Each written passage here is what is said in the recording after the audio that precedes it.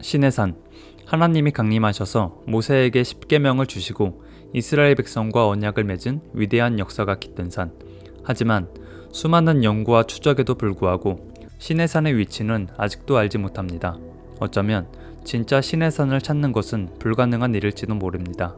결정적인 이유는 출애굽기, 민수기, 신명기에서 출애굽 여정에 대한 내용들이 일치하지 않는 부분들이 있으며 출애굽과 관련된 유물도 발굴되지 않고 있기 때문입니다. 이와 같은 어려움으로 시내산의 후보는 13곳이나 생겨나게 됐습니다. 현재는 여러 후보 중 시나이반도 남부에 위치한 모세산을 시내산으로 여기고 많은 성지순례의 발길이 이어지고 있지만 모세산 역시 진위성에 대한 논란으로부터 자유롭지 않습니다. 그런데 시내산의 위치를 정확히 알고 있다고 주장하는 사람이 등장합니다. 바로 김승학 씨입니다. 그는 저서 떨기나무, 떨기나무2 및 수많은 강연을 통하여서 다음과 같이 주장합니다. 기존에 우리가 시내산으로 알고 있었고 성지순례를 갔던 시나이반도의 모세산은 가짜 시내산이다. 왜냐하면 모세산은 과거에 교황청에 의해 아무 근거 없이 시내산으로 정해졌기 때문이다.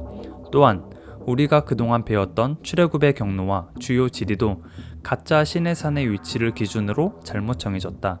반면에 본인은 하나님의 놀라운 섭리와 인도하심으로 진짜 시내산을 찾았다.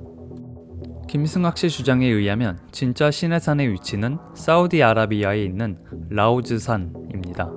또한 그의 주장을 자세히 살펴보면 우리가 그동안 배우고 가르쳤던 출애굽의 경로, 주요 지명들의 위치와 일치하는 부분이 거의 없습니다.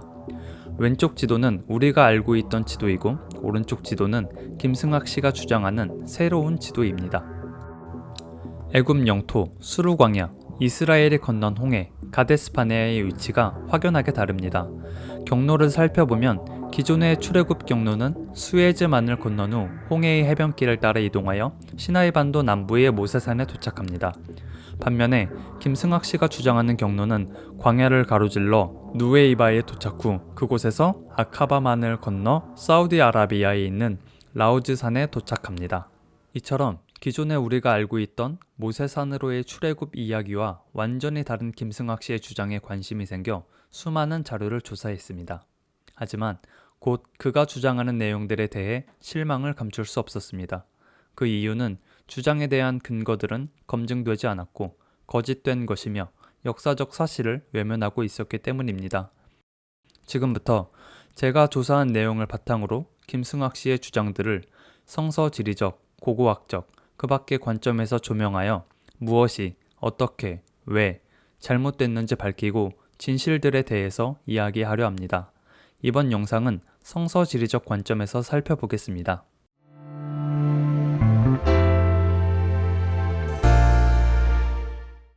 처음으로 살펴볼 지역은 세 장소입니다. 애굽 영토, 수루 광야, 그리고 이스라엘이 건넌 홍해입니다. 이 세 장소를 한 주제로 묶는 이유는 서로 연결되어 있기 때문입니다. 성경을 읽어보면 애굽 영토 앞에는 수루 광야가 있고 이스라엘 백성들이 홍해를 건넌 뒤에 수루 광야로 들어갑니다. 첫 번째로 애굽 영토에 대해 살펴보겠습니다. 전례되는 출애굽 경로를 우리가 살펴보면은 특별히 시나이 반도는 지금까지 어느 나라 사람들의 땅이 되어 본 적이 없습니다. 단지 이스라엘에 의해서 딱 3번에 걸쳐서 남의 땅이 되었지만 출애굽 당시에는 계속해서 애굽 땅이었다는 사실이 역사적으로도 증명하고 있는데요.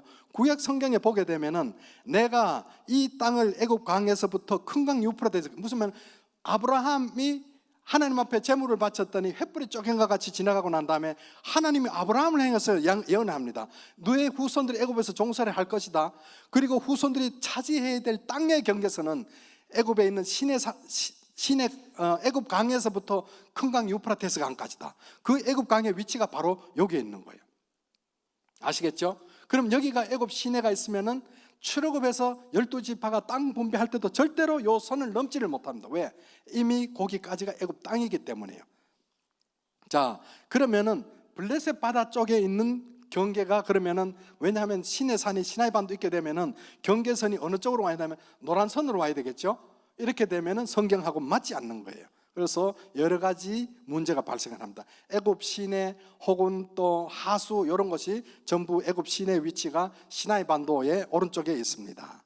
자, 그것을 우리가 살펴봤고요. 김승학 씨가 주장하시는 애굽 영토는 보시는 지도와 같으며 이 동쪽 경계를 주장하는 근거는 창세기 15장 18절, 민수기 34장 5절입니다.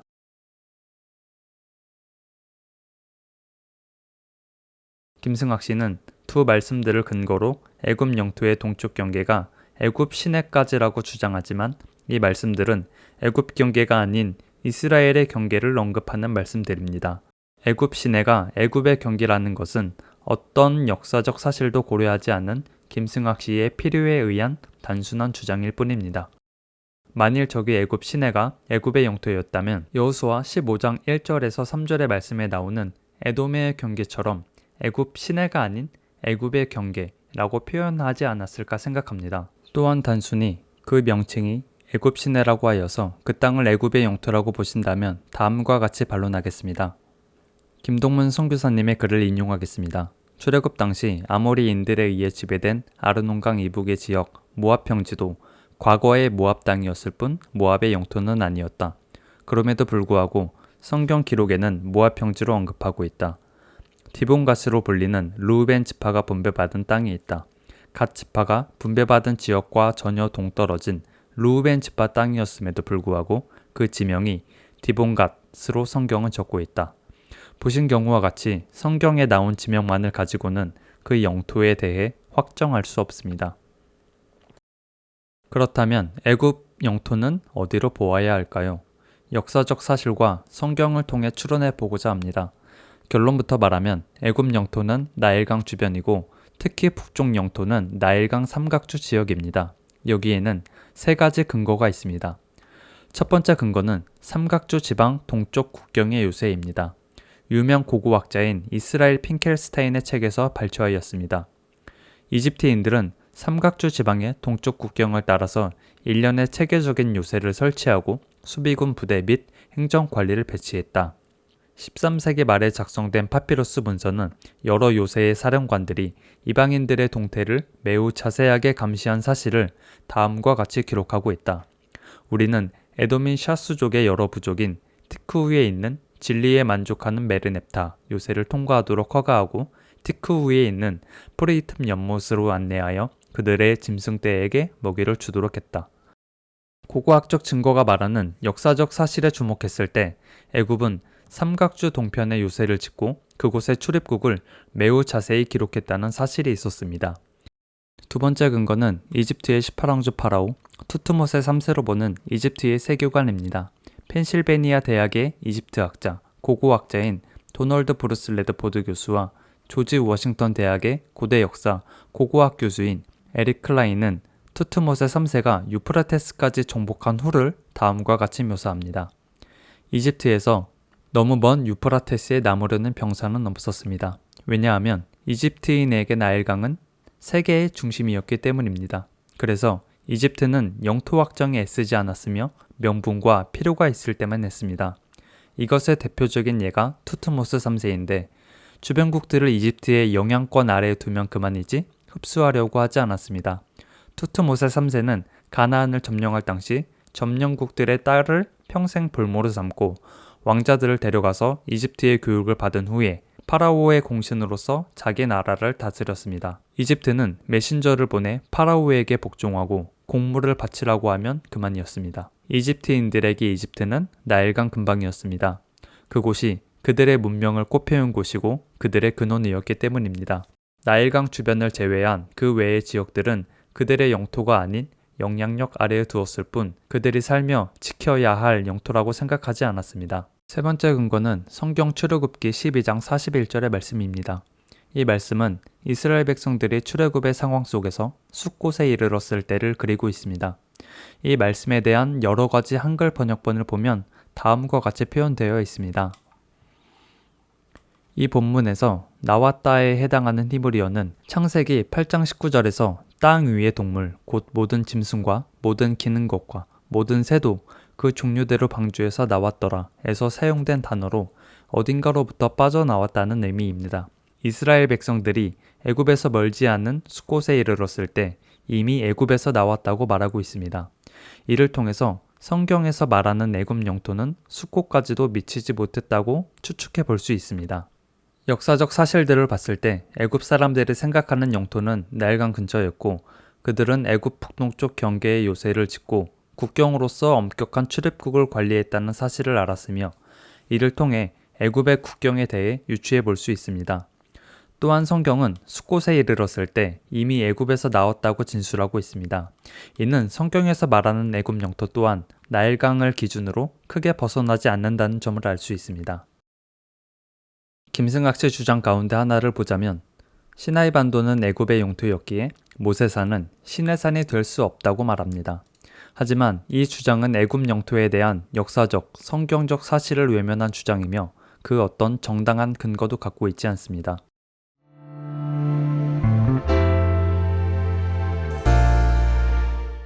다음으로 살펴볼 지역은 수르 광야입니다.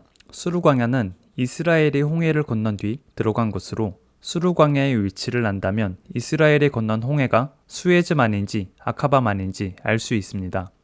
김승학 씨가 주장하는 수르 광야의 위치는 지도와 같으며 다음과 같은 세 가지 근거를 내세우고 있습니다. 첫 번째, 에담 광야를 이용해 수르 광야의 위치를 추정하고 있습니다. 일반적으로 알려진 사실은 에담 광야의 정확한 위치는 알 수 없지만 대체로 수르 광야를 포함하는 범위로 알려져 있습니다. 그래서 김승학 씨는 에담 광야를 이용해 수르 광야의 위치를 추정하고자 합니다.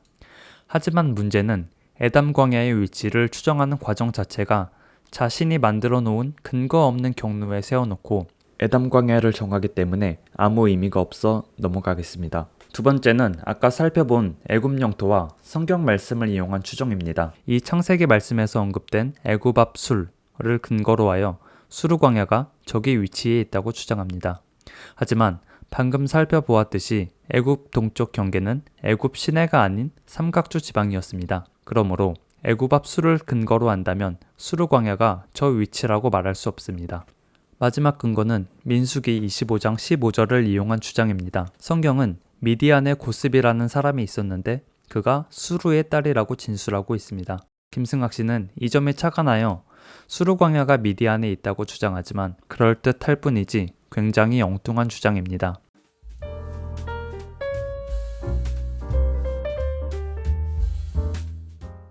왜냐하면 민수기 25장 15절에 나오는 수르와 우리가 찾는 출애굽기 15장 22절에 나오는 수르는 서로 다른 글자이기 때문입니다. 히브리어로 보시면 민수기의 수르는 쭈르, 출애굽기의 수르는 슈르입니다. 김승학 씨는 그냥 단순히 한글로 번역된 글자가 같다고 하여서 두 지역이 동일한 지역이라고 결론을 내린 것인데 이는 마치 경기도 광주와 전라도 광주를 동일한 지역이라고 하는 것과 같습니다. 김승학 씨가 수르 광야의 위치에 대해 주장하는 세 가지 근거, 에담 광야, 애굽 앞 술, 민수기 25장 15절로는 김승학 씨가 주장하는 아카바만의 북쪽에서 동쪽을 포함하는 수르 광야의 위치를 뒷받침하기 어렵습니다.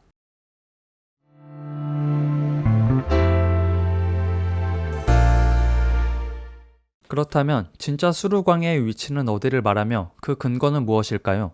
실제 수르 광야의 위치는 시나이 반도 북서쪽에 위치하며 이는 수르 광야의 지명과 역사적 사실에 기반합니다. 수르 광야의 수르는 초기 아람어 번역에서 담으로 둘러싸인 지역을 의미하는 하그라라고 번역이 되었습니다. 수르라는 단어는 담, 성벽을 의미하는데 성경의 시적인 구절에서 나타납니다.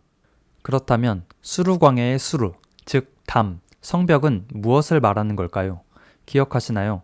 바로 수르는 애굽 영토에 대한 이야기할 때 말씀드렸던 애굽 삼각주 지방 동쪽 국경의 요새를 말합니다. 이것에 대한 근거는 신후의 이야기에서 찾아볼 수 있습니다. 신후의 이야기는 애굽의 관리가 애굽을 탈출하여 가나안 지역을 여행하고 노년에 돌아와 기록한 자서전입니다. 그가 애굽 밖으로 도주할 때 이런 표현이 나옵니다.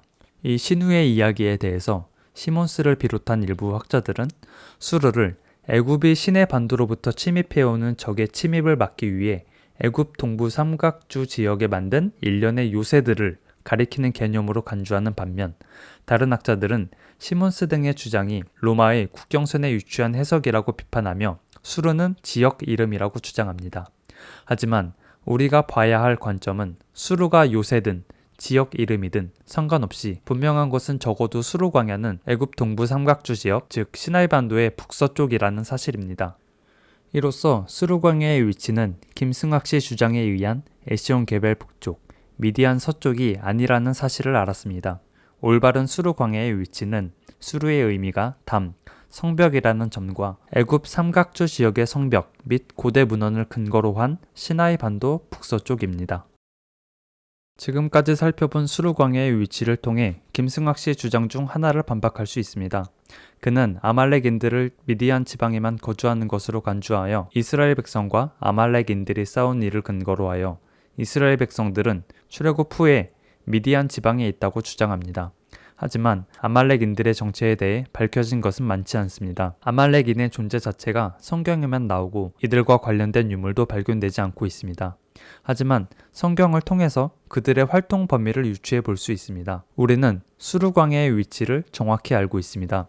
그렇다면 아말렉인들은 단순히 미디안 지방에서만 활동했던 것이 아니라 애굽 앞 수르광야에서도 활동했으며 이동하며 약탈을 삼던 그들의 특성을 고려해 볼 때 시나이 반도를 활동 반경으로 삼았다는 사실을 추측해 볼 수 있습니다.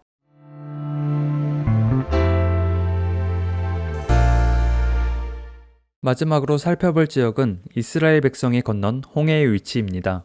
논점은 이스라엘이 건넌 홍해의 위치가 좌측의 수에즈만이냐, 우측의 아카바만이냐라는 것입니다.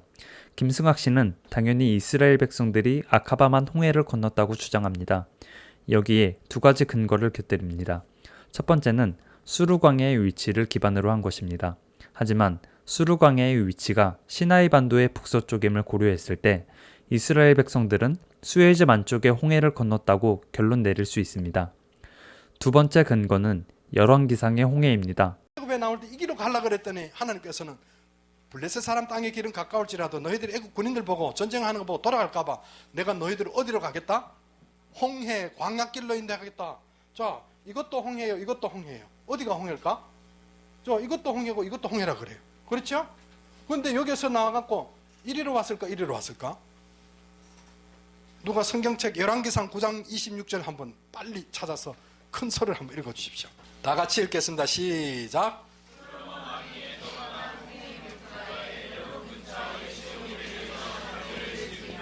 자, 홍해 위치가 나와 있는데 솔로몬 왕이 에돔 땅, 에돔이 저쪽에 이쪽이에요. 여기죠. 에돔 땅, 에일랏 에숑게벨, 에일랏 여기 에숑게벨 여기에요. 여기 홍해가에서 배들을 지었다. 그러면 홍해가 저쪽이 아니고 이쪽이란 사실이죠. 자, 그러면 시내산이 여기 있다. 그러면 시내산 도착하기 전에 홍해를 건너게 되기 때문에 여기를 건너는 게 아니라 여기를 건넜다가 다시 와갖고 이리 가야 되네. 이해 가세요? 자, 다시 한번 보자고. 분명히 이쪽이 홍해 맞죠? 솔로몬 왕이 에돔 땅, 에일랏 에숑게벨 홍해가에서 배들 지었 여기가 홍해니까 시내산 도착하기 전에 홍해를 건너야 되죠. 그럼 이렇게 와서 홍해 건넜다가 다시 돌아가고 시내산 이리 와야 되네. 말이 안 되죠. 자, 그래. 성경에는 홍해라는 단어가 26번 정도 나옵니다. 김승학 씨는 이 26개의 구절 중 열왕기상 9장 26절 하나의 말씀을 근거로 성경에 나오는 모든 홍해가 아카바만이라는 주장을 합니다. 김승학 씨의 주장대로 성경에 나오는 모든 홍해가 아카바만이라면 출애굽기 10장 19절에 나오는 메뚜기들은 애굽에서 시나이 반도를 건너 아카바만에 빠졌다는 납득하기 힘든 일이 생깁니다. 자신의 주장을 관철하기 위해 성경의 진실을 왜곡하는 것은 다른 누군가의 믿음에 균열을 일으킬 수도 있는 위험한 행동이라고 생각합니다. 김승학 씨의 주장대로 성경의 모든 홍해가 아카바만이라는 것은 사실이 아니며 성경에 나오는 홍해는 수에즈만, 아카바만을 모두 지칭하는 말입니다. 또한 수르광야의 위치를 고려했을 때 이스라엘 백성들은 수에즈만의 홍해를 건넜다는 사실을 쉽게 알 수 있습니다. 지금까지 애굽 영토, 수르광야, 이스라엘에 건넌 홍해의 위치를 살펴보았습니다. 정리해보면 성경적, 역사적 사실을 볼 때 애굽 영토의 동쪽 경계는 삼각주 지방, 수르광야는 시나이 반도 북서쪽, 그리고 이스라엘이 건넌 홍해는 수에즈만이라는 사실을 알았습니다. 이 지리들은 김승학 씨가 주장하는 지리와 비교해보면 상당한 차이가 있음을 알게 됩니다. 왜냐하면 김승학 씨는 출애굽 사건을 누웨이바에서 홍해를 건너는 것에만 집중했고 여기에 그 모든 지명들을 끼워 맞췄기 때문입니다. 이렇게 억지로 끼워 맞춰진 근거들이 나중에 어떤 폭탄으로 돌아오는지 보시겠습니다.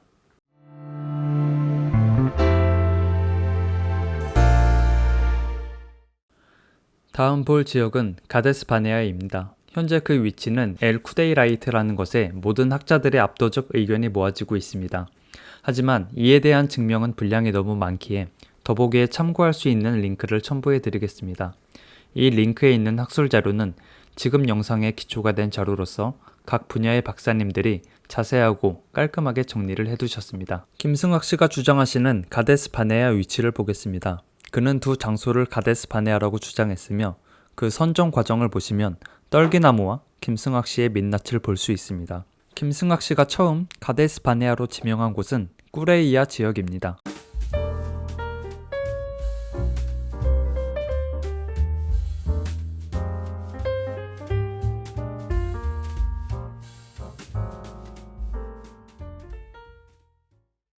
지금부터 김승학 씨의 저서 떨기나무를 요약하여 꾸레이아가 가데스 바네아가 된 과정을 보여드리겠습니다. 내용 중 괄호 표시된 부분은 제가 요약하거나 부연 설명을 한 것들입니다. 소재: 광야 한가운데의 무덤들. 성경 고고학자들은 시나이 반도 중에서 아래 약 3분의 2 지점의 중앙을 바란 광야라고 말하며 그곳에서 위쪽 방향으로 45도 정도 북동쪽에 있는 곳을 가데스 바네아라고 주장한다. 그런데 그들의 주장을 들을 때 주의해야 할 것은 그들은 시나이 반도에 있는 모세산이 시내산이라는 가정 아래 모든 지명들을 짜맞추기식으로 붙였다는 사실이다. 광야길을 따라 잠시 더 달리다가 차를 멈추었다. 조금 더 벗어나서 주위를 살피는데 집사님이 나를 불렀다. 여기가 좀 이상합니다. 처음에는 그냥 사막에서 흔히 볼 수 있는 모래톱인 줄 알았다. 이 드넓은 광야, 한복판에 수천 기, 아니 그 이상의 무덤들이 여기에 있는 이유는 뭘까? 내 머릿속은 부지런히 움직이고 있었다. 그 순간 나는 무릎을 쳤다. 이건 분명히 가나안에 들어가지 못한 이스라엘 1세대들의 무덤이다. 나는 꾸레이아가 성경의 가데스 바네아가 확실하다는 사실을 절감했다. 시간 가는 줄 모르고 있다가 되돌아가려고 보니 어디가 어딘지 분간이 되지 않았다. 들어올 때는 유목민의 안내로 쉽게 들어왔는데 나갈 방향을 완전히 잃어버린 것이다. 우리는 가데스 바네아에서 헤매야 했다.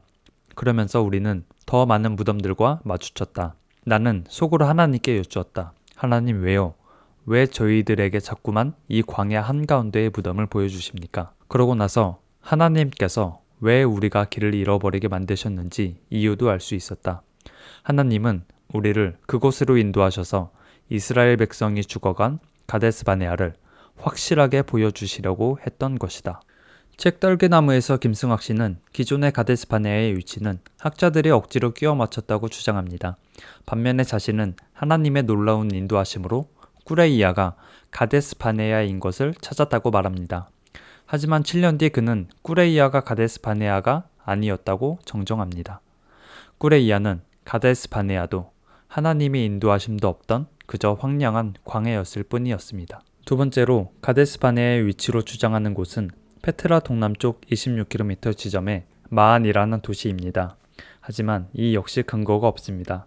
책 떨기나무 2를 보면 성경을 기반으로 하여 가데스 바네아의 위치에 10가지 조건들을 나열하여 드디어 합리적 근거를 볼 수 있나? 라는 기대감을 갖게 만듭니다. 하지만 왜 마안을 가데스 바네아로 보는지에 대한 구체적 근거는 찾아볼 수 없었습니다.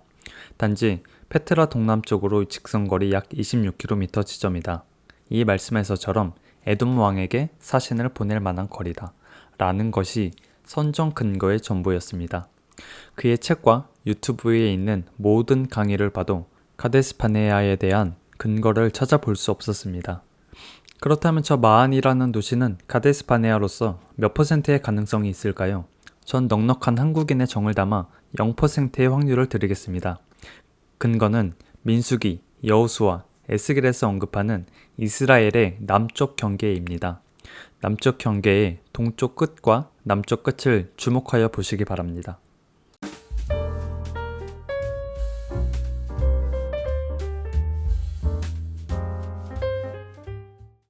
이 말씀들로 추정해본 경계선이 평소에 보던 경계입니다. 김승학 씨의 주장대로 마한이라는 도시를 가데스바네아라고 본다면 여호수아 말씀에서 남쪽 끝이 에돔의 경계라고 하는 말씀에도 어긋나고 민수기 말씀에서 동쪽 끝이 사해라는 점도 어긋납니다. 이스라엘의 경계로 본다면 마한은 절대 가데스바네아가 될 수 없습니다. 마한이라는 도시를 가데스바네아로 본다면 에돔을 관통하는 말도 안 되는 이스라엘의 경계가 나옵니다.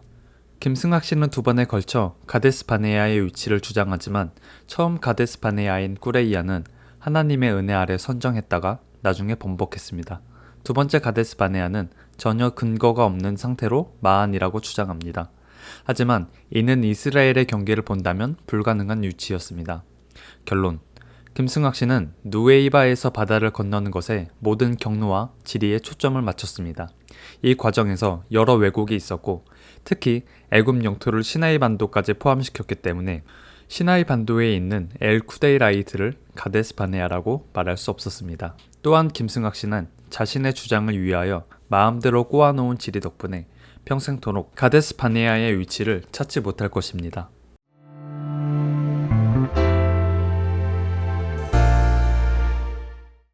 세 번째 주제는 미디안입니다.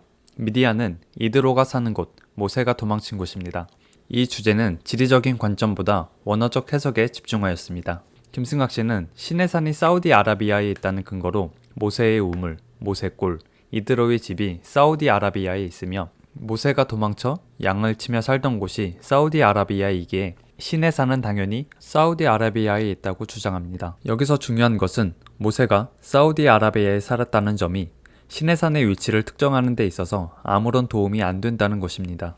예를 들어 보겠습니다. 저는 서울에 삽니다. 그리고 지하철을 타고 친구를 만나러 갔습니다. 저는 서울에서 친구를 만났을까요? 그건 모르겠죠. 서울일 수도 있지만 인천이나 수원일 수도 있겠죠. 이처럼 단순히 모세가 도망쳐 살던 곳이 미디안이기에 시내산은 미디안에 있다 라는 이 주장은 설득력이 떨어집니다.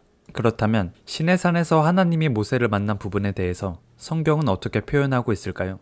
이 부분은 출애굽기 3장 1절에 나옵니다. 모세가 그의 장인 미디안 제사장 이드로의 양떼를 치더니 그떼를 광야 서쪽으로 인도하여 하나님의 산 호렙에 이르매. 말씀에서 위치 정보를 제공하는 광야 서쪽이라는 말이 나옵니다. 광야 서쪽은 히브리어로 보면 아하르 하 미드바르입니다.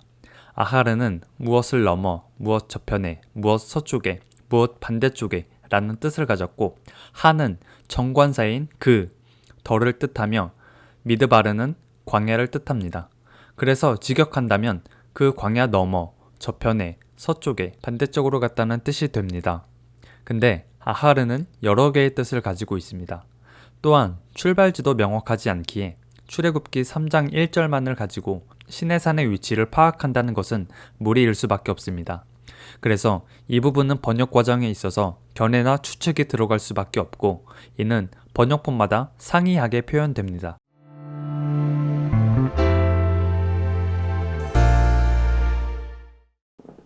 결론은 단순히 모세가 미디안에 살았다고 하여 시내산이 미디안에 있을 것이라는 것은 가설 중 하나일 뿐이라는 것입니다.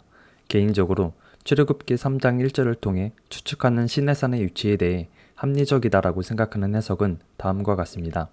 하나님은 모세를 미디안 땅이 아닌 시나이 반도에서 부르셨을 것이라고 생각합니다.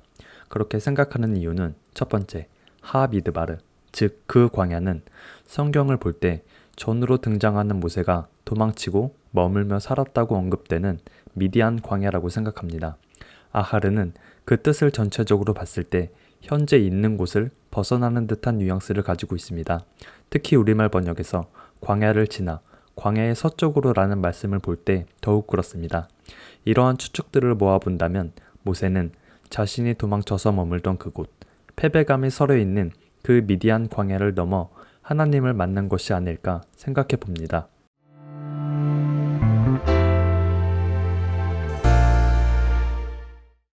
네 번째 주제입니다.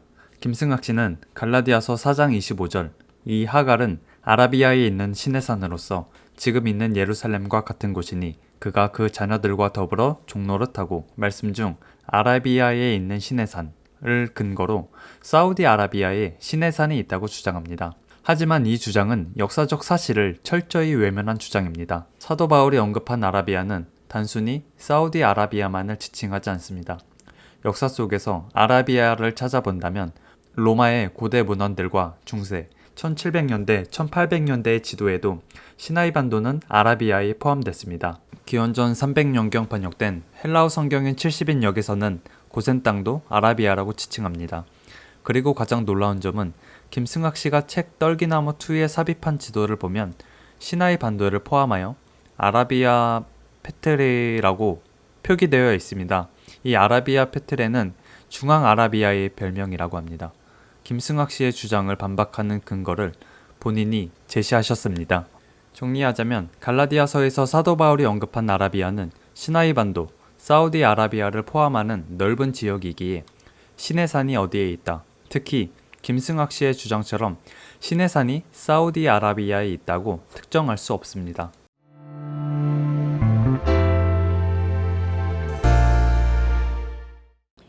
제가 준비한 영상은 여기까지입니다.